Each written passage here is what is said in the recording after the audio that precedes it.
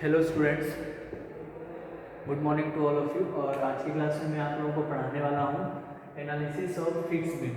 Fix beam की analysis करने वाले हम लोग by using moment area method. ठीक है, मोमेंट एरिया मेथड से हम लोग फिक्स बीम की एनालिसिस करने वाले हैं। और हम लोग पढ़ रहे हैं structure mechanics subject 2, fourth semester diploma के अंदर आता है, फोर्थ सेमेस्टर डिप्लोमा सिविल के अंदर। ठीक है, तो आइए हम लोग सबसे पहले स्टेप्स जान लेते हैं कि मोमेंट एरिया मेथड के कौन कौन से स्टेप्स हैं। मान लीजिए ये आपका एक फिक्स बीम है, ये आपका एक फिक्स बीम है और इस फिक्स बीम के ऊपर एक पॉइंट लोड W का लग रहा है। ठीक है, W किलो न्यूटन का एक पॉइंट लोड लग रहा है और ये L लेंथ की आपकी फिक्स बीम है। ठीक है, इसको हमें क्या करना है, इसका एनालिसिस करना है। और सपोज करते हैं ये सपोर्ट ए है और ये आपका सपोर्ट बी है। सपोर्ट ए है, सपोर्ट बी है, तो हमें पता है कि फिक्स बीम के ऊपर अब मान लीजिए वर्टिकली डाउनवर्ड लोड लग रहा है, तो ये जो है आपका वर्टिकली अपवर्ड एक आर आ जाएगा और यहाँ पे एक रिएक्शन जो है आपका आर बी आ जाएगा। इसके बाद फिर एक मोमेंट हो जाएगा यहाँ पे एम ए और यहाँ पे मोमेंट जो है वो एम बी आ जाएगा। ठीक है, हम लोगों ने यहाँ पे हॉरिजॉन्टल को नेग्लेक्ट लेके चल रहे हैं, हॉरिजॉन्टल जो है आपस में नेग्लेक्ट हो जाएंगे, इसके लिए हम लोग हॉरिजॉन्टल, यहाँ पे कोई इंक्लाइन लोड नहीं लगा है। खास करके यदि कोई यहाँ पे मान लीजिए इंक्लाइन लोड लगता है तो हम जो के हॉरिजॉन्टल लोड लेके चलते हैं, इसीलिए यहाँ पे कोई, यदि यहाँ पे कोई इंक्लाइन लोड लेके नहीं चल रहा है, आगे इंक्लाइन लोड की भी बात करेंगे, उसकी भी एनालिसिस करेंगे। अभी हम लोग जो है पॉइंट लोड को लेके चल रहे हैं। ठीक है, तो ये बीम के ऊपर यदि फिक्स बीम के ऊपर यदि कोई पॉइंट लोड लग रहा है तो उसको हम लोग कैसे सॉल्व करेंगे, और इस मेथड का नाम है एरिया मोमेंट मेथड या मोमेंट एरिया मेथड। ठीक है, तो सबसे पहला स्टेप में हम लोग क्या करेंगे, ये जो पूरे जो फिक्स बीम है, ठीक है, ये जो फिक्स बीम है इसको हम लोग as a simply supported beam के अंदर कन्वर्ट कर देंगे। ठीक है, तो फिक्स बीम को सिंपली सपोर्ट कन्वर्ट करने के लिए क्या करना पड़ेगा, ये जो फिक्स सपोर्ट है उसको आप जो है as a hinge support consider कर लो। तो सबसे पहला स्टेप में इस फिक्स बीम को हम लोगों ने as a simply supported beam consider कर लेते हैं। तो सिंपली सपोर्टेड में एक आर ए यहाँ पे आएगा और ये आर बी आ जाएगा और वर्टिकली डाउनवर्ड जो लोड पी आपका लग रहा था, चलिए यहाँ पे पी डब्ल्यू लग रहा है तो डब्ल्यू ले लेते हैं, कोई दिक्कत नहीं है। ठीक है, यहाँ पे डब्ल्यू है तो डब्ल्यू ले लेते हैं। तो सबसे पहला काम हमारा क्या करना है कि फिक्स बीम को सिंपली सपोर्टेड बीम के अंदर कन्वर्ट कर देना है। अब हम लोग क्या करेंगे, अब इसका आपको बनाना है बेंडिंग मोमेंट डायग्राम। ठीक है, बेंडिंग मोमेंट डायग्राम। तो मुझे जल्दी से बताइए कि यदि बीम जो है आपका सिंपली सपोर्टेड बीम हो और एक पॉइंट लोड लग रहा हो तो बेंडिंग मोमेंट डायग्राम जो है कैसे बनेगा, और मैक्सिमम बेंडिंग मोमेंट कितना होगा। मैक्सिमम बेंडिंग मोमेंट, मान लीजिए ये पॉइंट ए है आपका, ये पॉइंट बी है और ये पॉइंट जो है जहाँ पर मिड पॉइंट पे सी पॉइंट पे आपका जो लोड लग रहा है, तो इसका मैक्सिमम बेंडिंग मोमेंट डायग्राम क्या हो जाएगा, ये टोटल लेंथ जो है हमारा कितना है, टोटल लेंथ जो है वो L है। ठीक है, तो मैक्सिमम बेंडिंग मोमेंट कितना होगा, तो पॉइंट लोड की वजह से सिंपली सपोर्टेड के ऊपर कितना होता है, WL/4। कितना होता है, WL/4।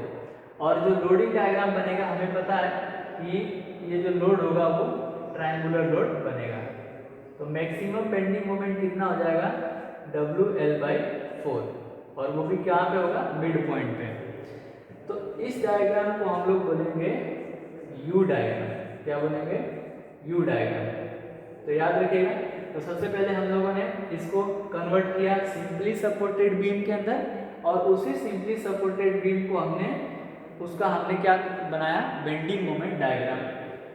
तो इसको हम लोग बोलेंगे फ्री बेंडिंग मोमेंट डायग्राम, इसको बोलते हैं हम लोग, क्या बोलेंगे, फ्री बेंडिंग मोमेंट डायग्राम। इसको हम लोग फ्री बेंडिंग मोमेंट डायग्राम भी बोलते हैं। ठीक है, चलिए आगे बढ़ते हैं नेक्स्ट स्टेप के अंदर।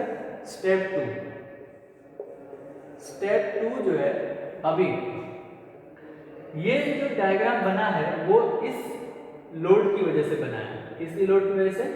पॉइंट लोड की वजह से। सिंपली सपोर्टेड बीम का जो डायग्राम है वो मैक्सिमम बेंडिंग मोमेंट कहाँ बना है? पॉइंट लोड की वजह से जो ये बेंडिंग मोमेंट डायग्राम बना है वो लोड की वजह से बना है। अब हमारे पास अभी जो है हम इस पॉइंट लोड को कंसीडर ना करके यहाँ पे जो मोमेंट लग रहा है, एंड मोमेंट्स, ठीक है, फिक्स बीम के ऊपर जो एंड मोमेंट्स लग रहा था उसको हम लोग कंसीडर करते हैं और उसका हम लोग डायग्राम बनाते हैं। ठीक, तो ये मान लीजिए आपका MA लग रहा है और ये आपका MB लग रहा है। ठीक, अब इसकी वजह से आपका बेंडिंग मोमेंट डायग्राम कैसे बनेगा?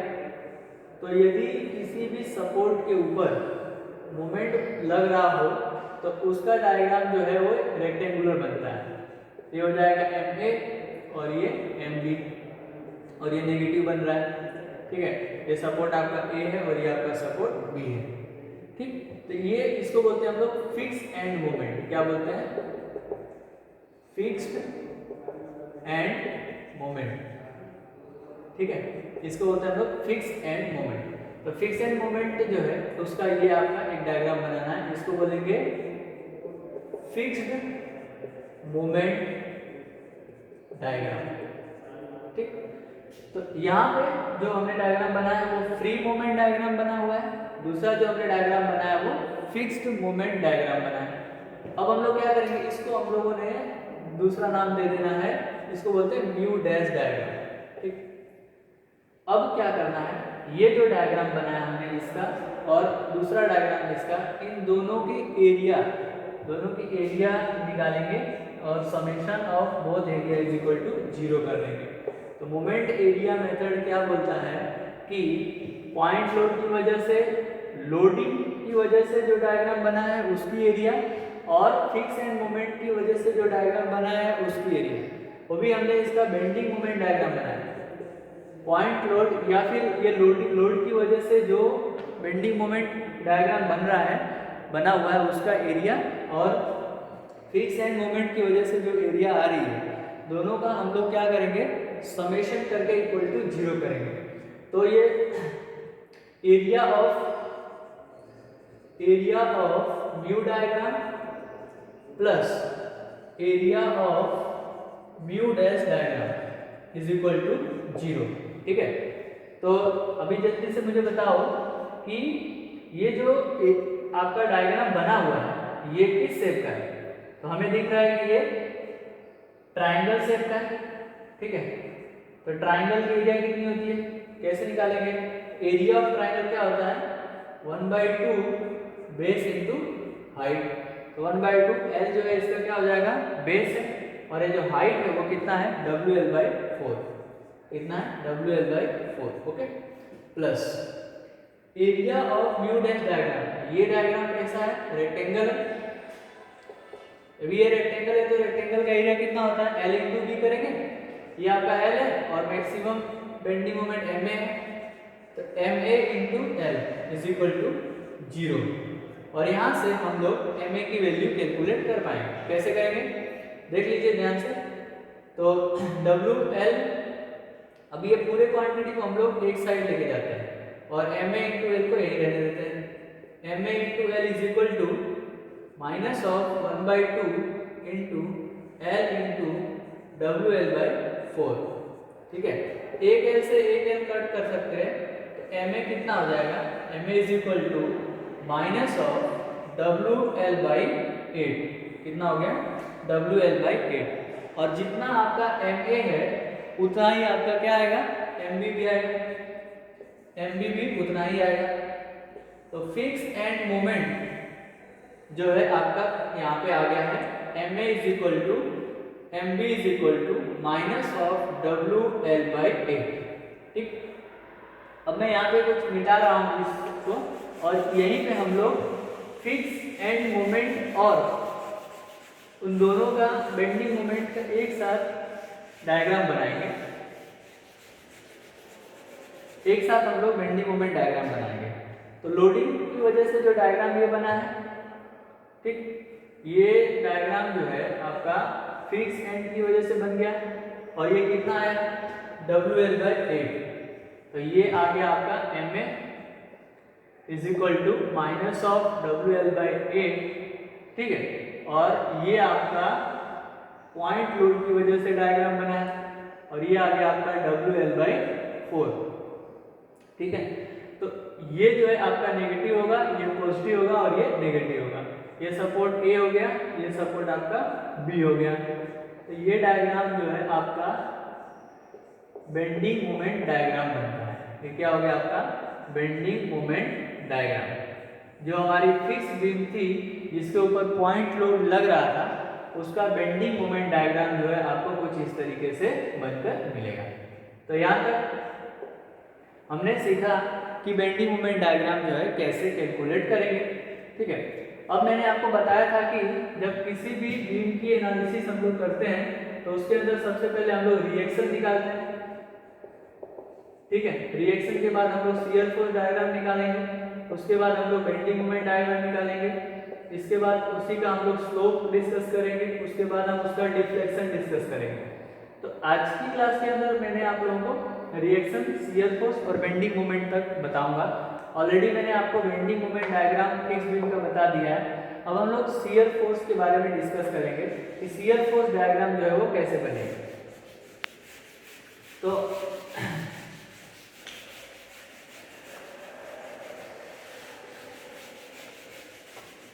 तो शियर फोर्स डायग्राम के लिए हम लोगों को क्या देखना है कि जो हमारी पुरानी बीम थी, बीम जो था हमारा, ये हमारे इस तरीके से कुछ बीम हमने लिया हुआ था, ये फिक्स बीम था और फिक्स बीम के ऊपर ये जो पॉइंट लोड लग रहा था सेंटर के ऊपर, ये जो लोड लग रहा था सेंटर के ऊपर लग रहा था पॉइंट लोड W लग रहा था। तो अभी यहाँ पे रिएक्शन आएगा RA और यहाँ पे रिएक्शन आएगा RB, ओके। अब ये जो W पॉइंट लोड लग रहा है ये इक्वली डिस्ट्रीब्यूट हो जाएगा दोनों के ऊपर। तो हमें पता है ये हो जाएगा W/2 और ये भी हो जाएगा W/2, ठीक है। तो इसका शियर फोर्स डायग्राम यदि आप बनाओगे तो पॉइंट लोड है ना, तो पॉइंट लोड की वजह से जो शियर फोर्स डायग्राम बनेगा वो कैसा बनेगा, रेक्टेंगल जैसा बनेगा, ऐसा कुछ बनेगा आपका शियर फोर्स डायग्राम। ये हो जाएगा W/2, ठीक है, और ये भी हो जाएगा आपका W/2। ये हो जाएगा आपका पॉजिटिव, ये हो जाएगा आपका नेगेटिव। तो ये डायग्राम को हम लोग शियर फोर्स डायग्राम बोलेंगे, ठीक है, ओके। तो यहाँ पे हो गया आपका शियर फोर्स डायग्राम, ये हो गया आपका बेंडिंग मोमेंट डायग्राम। अब इसके बाद एक पॉइंट और डिस्कशन करना है, कौन सा, पॉइंट ऑफ कॉन्ट्राफ्लेक्शन। तो वो भी देख लेते हैं। तो पॉइंट ऑफ कॉन्ट्राफ्लेक्शन जो है वो कहाँ पे होगा, तो मैंने अभी आपको बताया था कि जहाँ पर बेंडिंग मोमेंट डायग्राम अपनी साइन चेंज करती है, जहाँ पर बेंडिंग मोमेंट डायग्राम अपनी साइन चेंज करती है उस पॉइंट को हम लोग बोलते हैं पॉइंट ऑफ कॉन्ट्राफ्लेक्शन, ठीक है। तो देख लेते हैं पॉइंट ऑफ कॉन्ट्राफ्लेक्शन कैसे निकलेगा। तो पॉइंट ऑफ कॉन्ट्राफ्लेक्शन के लिए हम लोग क्या करेंगे, तो किसी एक पर्टिकुलर जगह से हम लोग x की मान लेते हैं, ठीक। यहाँ पे चलिए इधर पे कुछ बना देता हूँ मैं। तो ये हो गया आपका RA और ये हो गया आपका RB, ठीक है। और यहाँ पे आपका लोड लग रहा है W, ओके। तो इस डिस्टेंस को हम लोग x डिस्टेंस मान लेते हैं, यहाँ से हम लोग x डिस्टेंस मान लेते हैं। किसी एक पॉइंट पे हम लोग जो है बेंडिंग मोमेंट को 0 मान लेते हैं, ठीक, 0 बेंडिंग मोमेंट मान के कैलकुलेट कर लेते हैं। तो मान लीजिए RA हो जाएगा, तो RA इंटू x डिस्टेंस पे, इसके बाद फिर क्या होगा, तो ये W इंटू क्या हो जाएगा, minus of W into x, और यहाँ पे हमारी मोमेंट भी थी, ठीक। तो मोमेंट को भी माइनस करेंगे, तो minus of MA is equal to 0। तो RA into x minus W into x minus moment कितना था वो हमें मिल गया है, ठीक है। मोमेंट हमारे पास जो है MA कितना मिला था, माइनस ऑफ WL/8 मिला था, इज इक्वल टू 0। ठीक है, तो यहाँ से हम लोग कैलकुलेट कर पाएंगे अपना जो है आर ए की वैल्यू भी हमें मिल गई है, वो कितनी है w/2। तो w/2 लिख दो यहाँ पे into x minus w into x minus ये माइनस माइनस प्लस हो जाएगा तो WL/8। ठीक है, is equal to 0। WL/8 means WX/8 कर सकते हैं। उसके बाद ये L की वैल्यू जो होगी उसको हम लोग पुट करेंगे और W से सब कैंसिल हो जाएगा। ठीक है, W कैंसिल हो जाएगा तो x/2 होगा माइनस ऑफ x होगा और प्लस ऑफ L/8 यहाँ पे निकल रहा है इज इक्वल टू 0। यहाँ से सॉल्व कर लीजिए तो माइनस ऑफ x/2 बचेगा is equal to minus of L/8 आएगा। ठीक है, तो यहाँ से 2 4 जाएगा 8 हो जाएगा तो x की जो वैल्यू है वो आ रही है आपकी L/4। तो L/4 डिस्टेंस पर, ठीक है, मान लीजिए L/4 डिस्टेंस पे आपका पॉइंट ऑफ कॉन्ट्राफ्लेक्सर बनेगा। ठीक, और वो भी A सपोर्ट से बनेगा। ठीक है, तो यहाँ पे आज की क्लास में हम लोगों ने एक फिक्स बीम को लिया था। अभी न्यूमेरिकल हम लोग नेक्स्ट क्लास के अंदर डिस्कस करने वाले हैं। एक सिंपली सब एक हम लोग फिक्स बीम लिए थे और उस फिक्स बीम की एनालिसिस हम लोग एरिया मूवमेंट मेथड से कैलकुलेट किए हैं, उसकी एनालिसिस एरिया मूवमेंट मेथड से किया हुआ है। ठीक है, तो चीज़ें हमने डिस्कशन कर ली है। यहाँ पे रिएक्शन कैसे कैलकुलेट करना है, शियर फोर्स कैसे बनाना है, बेंडिंग मोमेंट कैसे करना है, पॉइंट ऑफ कॉन्ट्राफ्लेक्सर कैसे निकालना है। तो इन सभी चीज़ों को हम लोग एक बार फिर से एक एग्जाम्पल लेंगे और उस एग्जाम्पल की मदद से हम लोग सॉल्व करेंगे। Thank you very much.